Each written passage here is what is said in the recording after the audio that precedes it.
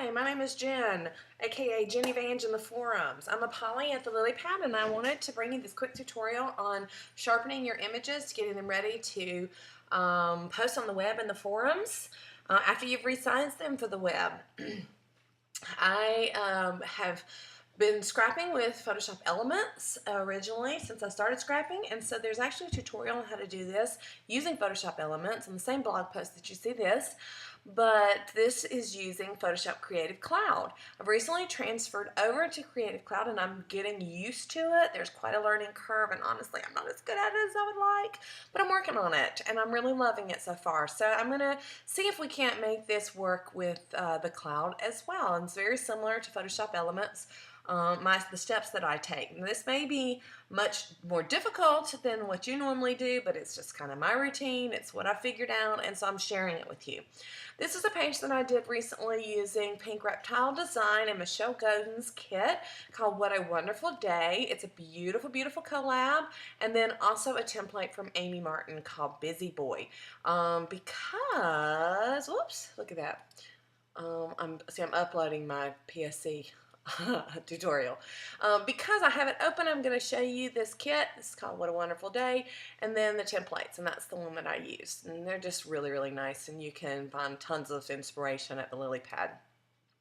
But that is what I use for this one. This is already saved in TIFF format and full resolution JPEG, and so I'm now going to get it ready for the web. In order for me to post it, I have to, of course, resize it for the web. There is a Save for Web version that I tend to not use. It just doesn't tend to work as well for me, and this is what I started doing when I first started scrapping, and so this is how I do it. I change my image size. This way I can have some consistency. I always change it to 72 pixels per inch, and then I change my pixels to 600 by 600. Again, this is my nice perfect size, and it resizes it for the web. When I resize it, what I found was I got a lot of blur and I lost the crispness that I really liked when it was on my big, huge computer screen at home. So I figured that maybe when you pulled it up on your screen, it was a little blurry too. So this sharpens it a little bit before you post it. If I go over here to my layers, I click any layer, it doesn't matter which one at all. I right click it and I get the option of flattening this image. So I'm going to flatten the image and basically discard hidden layers, sure, because this is just a web version. It just takes out my layers, okay? So once I have flattened it, I'm going to go up here to Filter and Sharpen. Again, in Photoshop Elements is a little different. You're going to go to Enhance, and then sharpen from there, and again that's in the other tutorial, but for here I go to sharpen.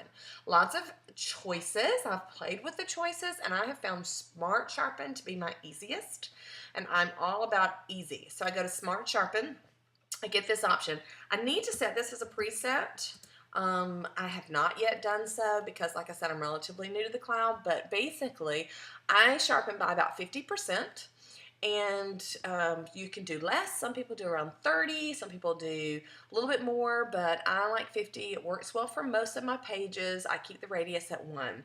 And then and when I do that, I click. And again, once I have it set, it will come up this way every time. And I just click OK, and it's done. It's sharpened for web, and now it's just ready to save. When I save it, I always just click Save As. And I just use my regular title.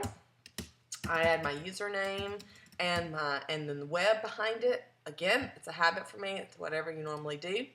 I'm going to just save this one to the desktop. I'm going to save it as a JPEG format, and so then it's just saved.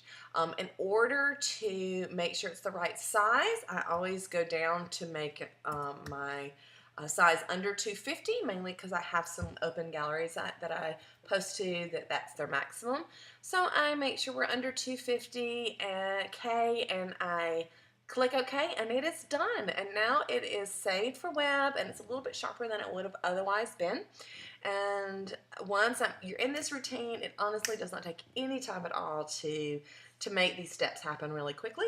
I hope that you got a little bit out of this. If you have anything to add, throw me a comment on the post, on the blog post. I'd love to hear it. I always like to hear new and better ways to do things. But that is how I do this. And if you need the Photoshop Elements version, again, that's available as well. And I hope that you have a great day.